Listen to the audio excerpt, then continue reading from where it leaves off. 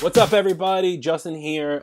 Not in my office, but at a client's office down in Florida, escaping the snow. Very happy about that. We're back with another Ask Aces attendee video. Remember, Aces Conf 2019 coming up June 5th and 6th in Kansas City. Now, I'm really happy about today's episode, and I really hope it comes out well because I have three special guests today.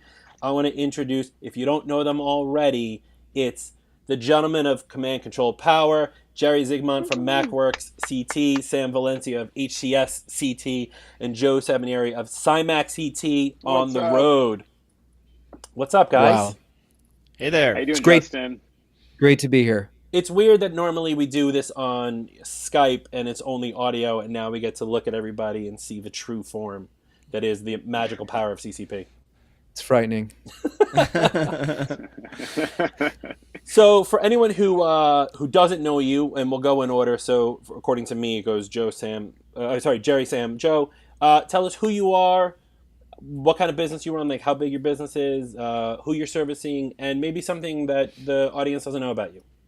Sure. Well, I'm Jerry Zigmond. I'm a single member LLC, been part of the Mac community now for over 10 years with my business.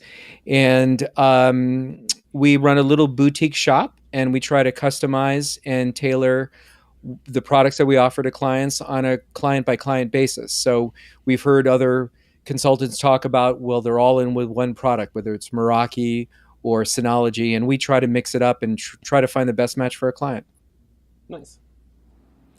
I am Sam Valencia. I own and operate the HCS Technology Group of Connecticut.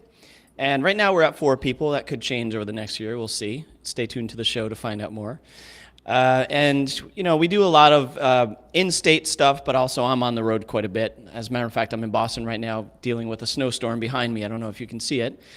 And we manage a lot from the mom and pops to enterprise networks, depending on what the needs are of the client. Nice. I'm Joe Sapineri of CyMac, based in Connecticut, although I've been on the road since last ACES. I was so inspired by the conference, I just took the show on the road, and I've been traveling across the country, mostly out west, ever since last ACES last May. And my company is based in Connecticut, as I mentioned. We have right now 2 full-time consultants and an operations manager. And we serve anybody from small business to high-end residential clients and everything in between. Awesome. So you three have all been to ACES before, not only to do the podcast, but you came as attendees. Tell everybody, what you learned at ACES that maybe changed the way you guys think about your businesses. Well, one of the things I like about ACES is the fact that there's a single track. So you never feel like you're missing out on something. You could just follow the course of the day and get a very nice wide variety of presentations of managing and running your own business. But what I also like about ACES is the informality of it and the discussions that you get by meeting your colleagues and your peers and the valuable takeaways. You could be sitting next to somebody. This happened to Joe and we found a great product to reboot remote equipment just by a casual discussion we were having. So there's always something valuable you can get from just being there. I mean, even if you've been to ACES before, it's a great place to come back to every year. Nice. I can second that in a lot of ways because not only just the attendees that are with us, but some of the speakers, after they come off stage, we get to meet them, we get to talk with them. They're always available to communicate with us, and you'll always pick up something different from a personal interaction. So that's the big piece that I've always said about ACES is big, and Jerry stole my thunder, but it's the piece of it that is critical in any conference that you go to. So if you get that from ACES, which we always have, then you're going to benefit 100 times past the speaker that's in the front of the room because you're going to meet with your peers and understand what they do to operate their businesses. Nice. Yeah, I mean, I hate to say it, but I would just third that, which typically you might call like the hallway sessions. The sort of non-obvious parts of the conference that you can only get from that in-person interaction, and that just happens naturally when people come together like that. Huge value in those interactions, and I have to say, it's also fueled by the excellent food choices that Justin makes. I assume you're making those choices, but usually there's some really good food to eat, which is really important in a day like full action-packed day from morning to noon to night. Oftentimes, you got to have that good meal mixed in there. So great work there too, Justin. We have to give credit where credit's due. My wife does help me make some of the food choices. Nice. So, I mean, you guys all talked about the networking track, which I love. So this year we're going to do something different, and we'll talk about this a little bit more later on your show. But we're going to be doing less speakers this year, and we're going to be doing roundtables. And what this is, and I'm really happy to talk about this now, is we're going to sit you with other people from the conference of mixed ranges. So, Jerry, you're a single person, but you might be at a table with another single person and a 10-person corporation, whatever it is, and you're going to get to talk for basically 3-5 minutes about a problem that you're having, and you're going to let everyone else at the table come together and help you figure out that problem for another 17 minutes. And this way, everyone is all about you for that 20 minutes and like what's going on with your business to help everybody grow. So we're going to take that networking track that you guys love so much, and we're going to try to formalize it a little bit, but not derail from like the informality part of it. And I promise you, I've already looked at some of the stuff we're doing. Joe, you're going to be very happy with the food this year. That's why we're going to Kansas City, Awesome. Get some OG barbecue. Nice. So you guys have been, you love this stuff.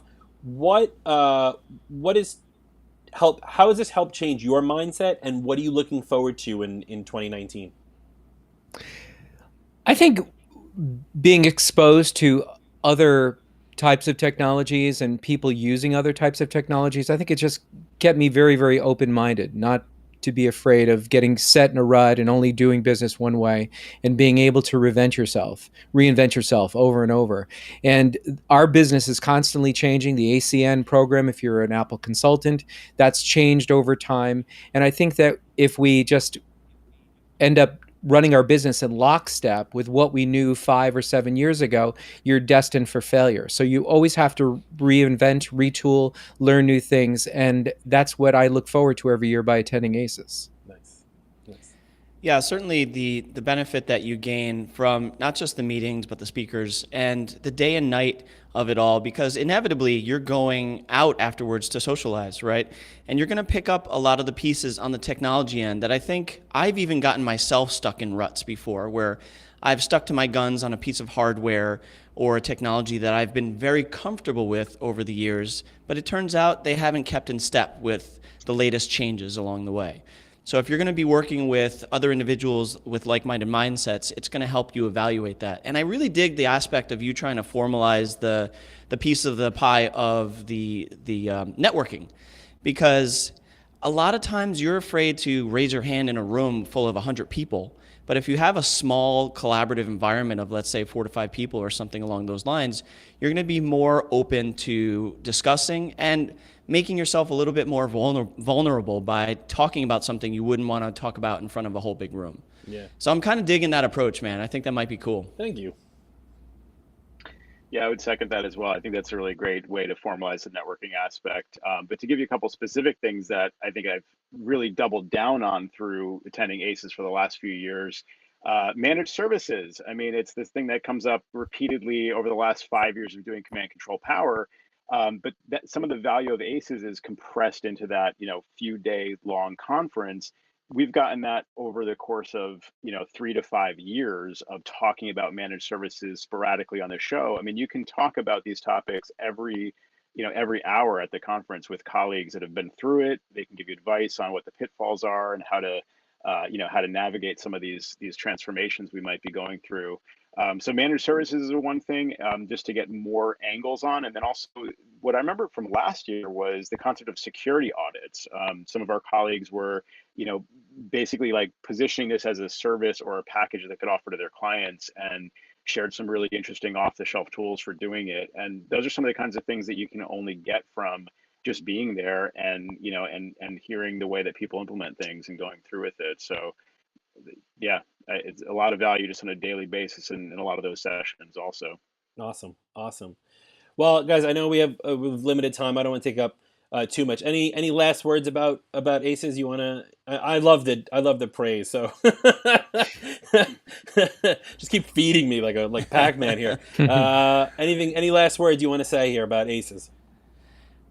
Well, I'll say something. I know how, or actually I don't know how hard it could be to run a conference of this magnitude. So I wish you all the best in the organizational part and the planning part. and your wife as well, since she seems to be heavily involved too and has to deal with you. Yep. But there's a big piece of that we don't see. So there's a lot of hard work involved on your end that I know goes into it. So I wish you the best of luck in all the planning for this year. Thank you, Sam. Appreciate Someone said last year, Justin, that they found you at like 4 a.m. making sandwiches in Baltimore. I don't know if that was, in the kitchen for the next morning. Yeah. It's all those delicious. It's all. I have to make sure that Joe keeps getting fed. That's right. Well, now that he's on the road, it's he true. stuffs them in his bag and he keeps them going with him. Right. Exactly. Absolutely. Yeah. We're going to get up a above fund Gatorade to. at this point. That's right. We're going to get up a fund to send Joe razors, basically. So we're gonna try to clean him up before the next time you see him. Nice. All right, Well, guys. listen, if it doesn't end up as another repeat of the Fire Festival, Justin, I think you're doing just fine. So. It's a good cultural reference right there, Joe. Yes. Yeah. All right, guys, hang on 1 second. So, let me do that.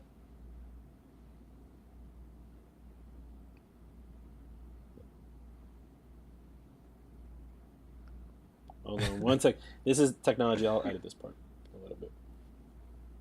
We're going to have to do it all over, guys. You didn't get it. All right. Oh, there it is.